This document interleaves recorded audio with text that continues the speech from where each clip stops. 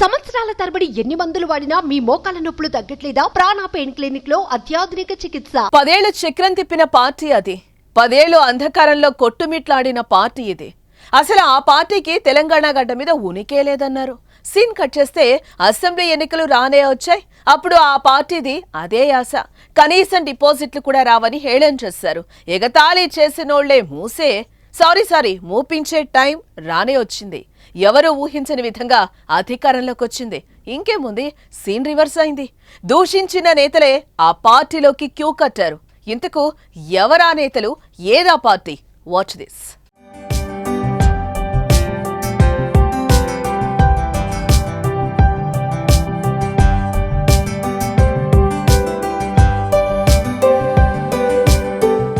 Assembly parliament ఎన్నికల్లో BRS కు ఓటమి రుచి చూపించిన కాంగ్రెస్ మండలిలో పట్టు కోసం నడుంబిగిస్తోంది. పార్లమెంట్ ఎన్నికల తర్వాత బీఆర్ఎస్ ఖాళీ అవుతుందని శపథం చేశారు సీఎం రేవంత్ రెడ్డి. అన్నంత పనే చేస్తున్నాడు. ఇప్పటికే ఆ పార్టీ నుంచి 6 మంది ఎమ్మెల్యేలను పార్టీలో చేర్చుకున్న రేవంత్ మరికొందరి చేరికపై పక్కగా స్కెచ్ గీశారు. ఈ నేపథ్యంలో కాస్త ఎమ్మెల్యేల చేరికకు గ్యాప్ ఇచ్చిన సీఎం ఎమ్మెల్సీలను చేర్చుకునేందుకు గేట్లు ఓపెన్ చేశారు. అసెంబ్లీ ఎన్నికల్లో గెలిచిన కాంగ్రెస్ తర్వాత గులాబీ దళం హస్తం పార్టీపై విమర్శల దాడికి దిగింది. కాంగ్రెస్ ప్రభుత్వం పట్టుమని 10 నెలలు కూడా ఉండదని, 6 నెలల్లోనే కూలిపోతుందని భీకర స్వరం ప్రగల్భాలు పలికారు. దీన్ని సీరియస్ గా తీసుకున్న రేవంత్ రెడ్డి స్ట్రాంగ్ కౌంటర్లు ఇచ్చాడు. తమ పార్టీ నేతలను టచ్ చేస్తే మాడి మసైపోతారని వార్నింగ్ ఇచ్చిన రేవంత్ దానికి తగ్గట్లు ప్రతిపక్షాలకు రిటర్న్ గిఫ్ట్ ఇచ్చేలా ప్రణాళికలను సిద్ధం చేసుకున్నారు. ఇంకేముంది అన్నట్లుగానే గేట్లు తెరిచాడు. ఆ తెరిచిన గేట్ల ప్రవాహానికి బీఆర్ఎస్ ఎమ్మెల్యేలు క్యూ కట్టారు. దీంతో ఎర్రబెల్లిలో ఉన్న గులాబీ కోట షేక్ అయింది.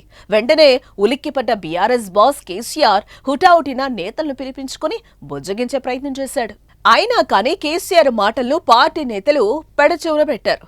అధికారంలో ఉన్న 10 ఏళ్లు అపాయింట్మెంట్ ఇవ్వండి మహాప్రభో అని కాళ్లు వేళ్లు పట్టుకున్న ఇవ్వని దొర మాటను ఎలా నమ్ముతామనుకున్నారో ఏమో కానీ కేసీఆర్తో భేటీ అయిన మరుక్షణం ఎవరో ఓ నేత హస్తం గుడికి చేరుతున్నారు.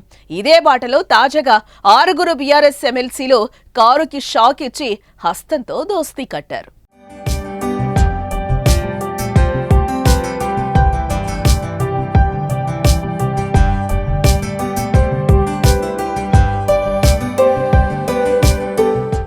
అసెంబ్లీ పార్లమెంట్ ఎన్నికల్లో చావు దెబ్బతిన్న బీఆర్ఎస్ పార్టీకి వరుసగా షాక్ల మీద షాక్లు తగులుతూనే ఉన్నాయి.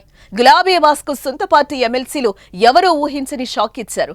అర్ధరాత్రి కారు పార్టీకి చెందిన 6 ఎమ్మెల్సీలు కాంగ్రెస్ లో చేరటం సంచలనం సృష్టిస్తోంది. ఎలాంటి హంగు ఆర్పాటం లేకుండా ఎవరూ ఊహించని విధంగా చేరికలు ముగిశాయి. అర్ధరాత్రి 1 గంట ప్రాంతంలో సీఎం రేవంత్ రెడ్డి, కాంగ్రెస్ వ్యవహారాల ఇన్ఛార్జ్ దీపాదాస్ మున్షీల సమక్షంలో బీఆర్ఎస్ ఎమ్మెల్సీలు కాంగ్రెస్ తీర్థం పుచ్చుకున్నారు. కాంగ్రెస్ లో చేరిన వారిలో ఎమ్మెల్సీలు బస్వరాజు సారయ్య, భానుప్రసాద్, ఎంఎస్ ప్రభాకర్, దండవిఠల్, యొగ్గే మల్లేశం, బొగ్గారపు దయానంద్ ఉన్నారు. రాత్రి 12 గంటలు దాటాక ఢిల్లీ పర్యటన ముగించుకుని జూబ్లీహిల్స్ లోని తన నివాసానికి చేరుకున్న సీఎం రేవంత్ రెడ్డి సమక్షంలో వారంతా కాంగ్రెస్ పార్టీలో చేరారు. ప్రస్తుతం వీరి చేరిక తెలంగాణ రాజకీయాల్లో హీట్ పుట్టిస్తుంది.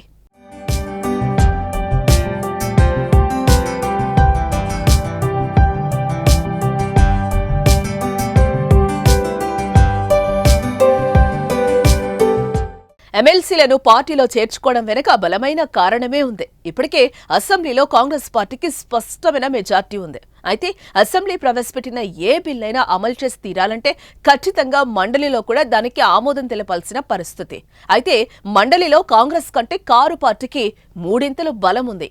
సో కాంగ్రెస్ ను ఎదుర్కోవాలన్నా, కీలక బిల్లులకు అడ్డుపడి కాంగ్రెస్ ను మానసికంగా దెబ్బకొట్టాలంటే మండలినే బీఆర్ఎస్ కు సరైన వేదికగా, ఇదే అదునుగా చూసుకుని 6 నెలల నుంచి బీఆర్ఎస్ బాస్ మిడిసి పడుతున్నారు.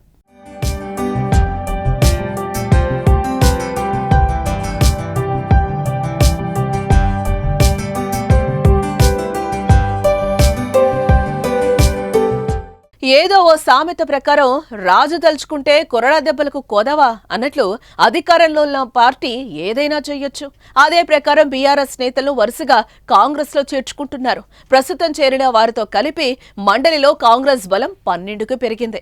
తెలంగాణ మండలిలో మొత్తం ఎమ్మెల్సీల సంఖ్య 40 అయితే ప్రస్తుతం 2 స్థానాలు ఖాళీగా ఉన్నాయి. మిగతా 38 మందిలో కాంగ్రెస్ కు నిజానికి 4 మాత్రమే ఉన్నారు.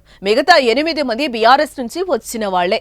ఇక బీజేపీకి 1, ఎంఐఎంకు 1 ఎమ్మెల్సీ ఉండగా 2 ఇండిపెండెంట్స్ గా ఉన్నారు. చూడాలి మండల్లో బలం పెంచుకునేందుకు కాంగ్రెస్ ఇంకెంతమంది ఎమ్మెల్సీలను చేర్చుకుంటుందో.